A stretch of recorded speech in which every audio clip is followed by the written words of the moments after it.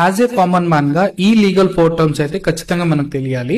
దీన్ని ఒక ఎగ్జాంపుల్ తో తెలుసుకుందాం. Let's say Surya and Karthik ఒక లీగల్ డిస్ప్యూట్ 1,00,000 రూపాయలకు సంబంధించింది అయితే అరేజ్ అయింది. డబ్బులు రిటర్న్ ఇవ్వమని చెప్పి అడిగినప్పుడు కార్తీ ఏం రెస్పాన్స్ ఇవ్వలేదు అని చెప్పి సూర్య అయితే కోర్టులో కేసు ఫైల్ చేస్తానని చెప్పాడు. సో కోర్టులో ఎవరైతే కేసు ఫైల్ చేస్తారో వాళ్ళని మనం లీగల్ టర్మ్స్ లో ప్లెయింటిఫ్ అని చెప్పి చెప్తాము. ఆ కేసుకి అగైనెస్ట్ గా ఎవరైతే రెస్పాన్స్ చేయాలో వాళ్ళని మనం డిఫెండెంట్ అని చెప్పి చెప్తాం, ఎవరైతే డిఫెండ్ చేసుకుంటారో వాళ్ళని.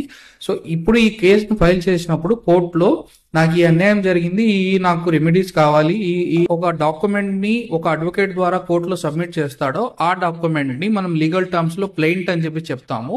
ఈ డాక్యుమెంట్ లో మెన్షన్ చేసిన వాటికి ఆ రెస్పాన్స్ గా ఎప్పుడైతే కార్తీ ఇంకొక డాక్యుమెంట్ ని అయితే సబ్మిట్ చేస్తాడు కోర్టుకి, సో తన వాదన తను వినిపిస్తాడు, ఆ డాక్యుమెంట్ వచ్చేసి మనము రిటర్న్ స్టేట్మెంట్ అని చెప్పి చెప్తాము. ఇన్ కేస్ ఈ కేసులో జడ్జిమెంట్ వచ్చేసి కార్తీకి ఫేవర్ గా జరిగింది అనుకుంటే అప్పుడు ఈ కేసులో నాకు అన్యాయం జరిగింది అని చెప్పి మళ్ళీ వేరే కోర్టుకి, డిస్ట్రిక్ట్ కోర్టుకి లేదా హైకోర్టుకి వచ్చేసి సూర్య అపీల్ చేసుకుంటాడు. ఎప్పుడైతే అపీల్ చేసుకున్నారో ఎవరైతే అపీల్ చేస్తారో హయ్యర్ కోర్ట్స్ కి వాళ్ళని మనము అపీలియంట్ అని చెప్తాము.